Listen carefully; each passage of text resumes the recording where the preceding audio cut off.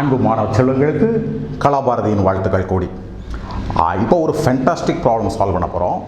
அந்த ப்ராப்ளம் என்ன கேட்டிங்கன்னா, பூமிக்கு கீழே போக போக போக ஆக்சலரேஷன் டியூ டு கிராவிட்டி எவ்வாறு மாறுகின்றது என்பதை புரிந்து கொள்வதற்காக இந்த ப்ராப்ளம் கொடுத்துருக்காங்க. பிள்ளைங்க ஞாபகத்தில் வச்சுக்கோங்க, ஆக்சலரேஷன் டியூ டு கிராவிட்டி 9.8 உங்களுக்கு தெரியும். அது கான்ஸ்டண்ட்டாக இருக்கும் எப்போ சர்ஃபேஸ் ஆஃப் தி எர்த்தில். சர்ஃபேஸ்க்கு மேலே போனாலோ சர்ஃபேஸ்க்கு கீழே வந்தாலோ ஆக்சலரேஷன் டியூ டு கிராவிட்டி மாறும். அது எவ்வாறு மாறுகின்றது என்பதை உணர்ந்து கொள்வதற்காக இந்த பயிற்சியை நம்ம என்ன செய்கிறோம். மெத்தடாலஜியை புரிஞ்சுக்கிட்டிங்கன்னா இந்த மாதிரி எப்படி ப்ராப்ளம் கேட்டாலும் உங்களால் செய்ய முடியும். ஆன்சரை விட மெத்தடாலஜி முக்கியம், அப்ரோச் முக்கியம். அப்ரோச்சை எங்கிட்ட லேர்ன் பண்ணுங்கள். Okay, now assuming the earth to be sphere of uniform mass density, இது ஒரு அப்ராக்சிமேஷன் தான். எர்த்தை வந்து ஒரு உருளையாக வச்சுக்கோங்க, அதனுடைய மாஸ் டென்சிட்டி இஸ் யூனிஃபார்ம். சில வேரியேஷன்ஸ் இருக்குது, பட் ஜெனரலாக you can take it uniform.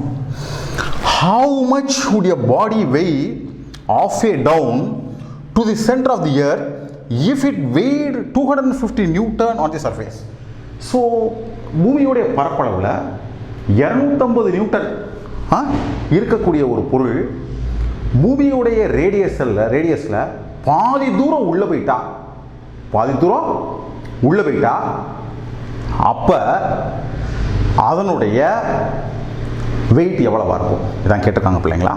இப்போ இந்த சுச்சுவேஷனை முதல் படமாக காமிக்கிறேன், அப்புறம் சில விஷயங்கள் சொல்கிறேன், கவனமாக ஃபாலோ பண்ணுங்கள். சரி, this is earth, right.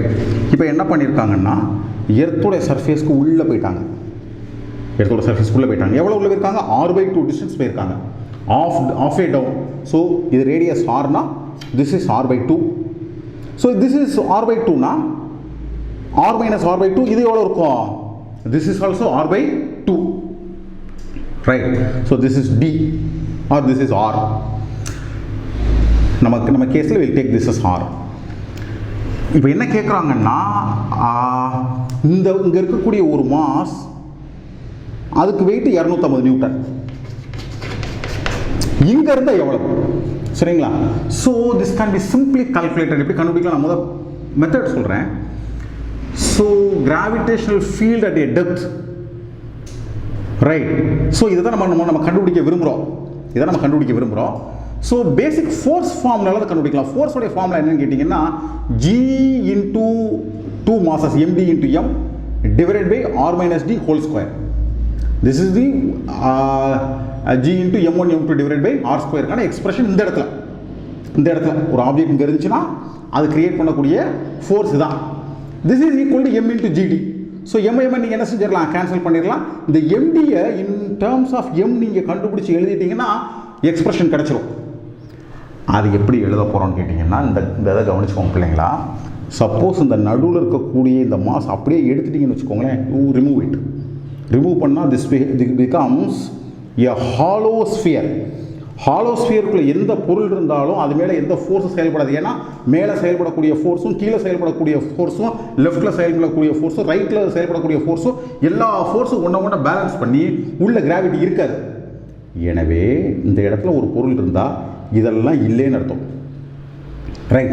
So அப்போ நீங்கள் இந்த md, இந்த மாஸ், இந்த உருளையுடைய மாஸ் என்னன்றதை எப்படி கண்டுபிடிச்சிடலாம்? இது மூலமாக கண்டுபிடிக்கலாம், right. m/md is equal to, ஏன்னா mass is proportional to volume is proportional to r3.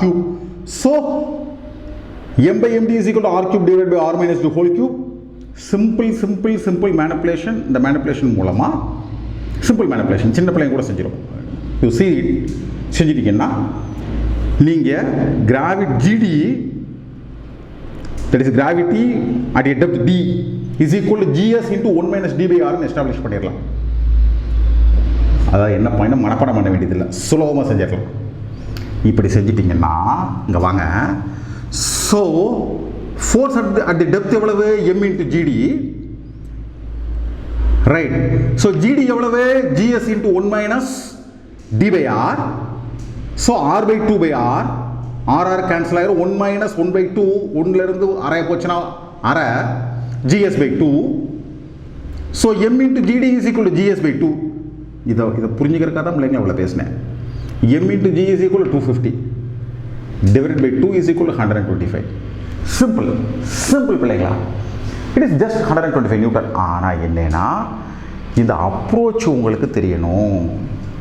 This approach is very important. அதாவது பிரின்சிபிள் புரிஞ்சிச்சுன்னா எந்த டெரிவேஷன்ஸ்னாலும், இப்போ நான் போர்டில் எழுதுறதுனால டைம் எடுத்திருக்கேன், மின்னல் வேகத்தில் செகண்ட்ஸில் கையில் பேனாவே எடுக்காமல் உங்களால் என்ன செஞ்சிட முடியும், சால்வ் பண்ணிட முடியும், ப்ரொவைடட் அப்ரோச் புரிஞ்சிச்சுன்னா. ஸோ பிள்ளைங்க அப்ரோச்சை லேர்ன் பண்ணுங்க. இந்த வீடியோ புரியலைன்னா வீடியோ மறுபடியும் ஒரு முறை என்ன செய்யுங்க, பொறுமையாக பாருங்கள். இந்த பகுதியை அப்படியே ஸ்கேன் பண்ணி வச்சுக்கிட்டு மறுபடியும் ஒரு முறை என்ன செஞ்சுருக்கேன்னு பாருங்கள். அதுக்கு மேலே சந்தேகம் இருந்துச்சுன்னா கமெண்ட் பாக்ஸில் கமெண்ட் பண்ணுங்கள். சேனலுக்கு சப்ஸ்கிரைப் பண்ணுங்கள். உங்களுக்கு தெரிந்த அனைத்து மாணவர்கள்ட்டையும் நம்ம சேனல் இப்படி ஒரு இருக்குங்கிறத தகவல் தெரிவிங்க. உங்கள் அனைவருக்கும் கலாபாரதியின் அன்பு வாழ்த்துக்கள்.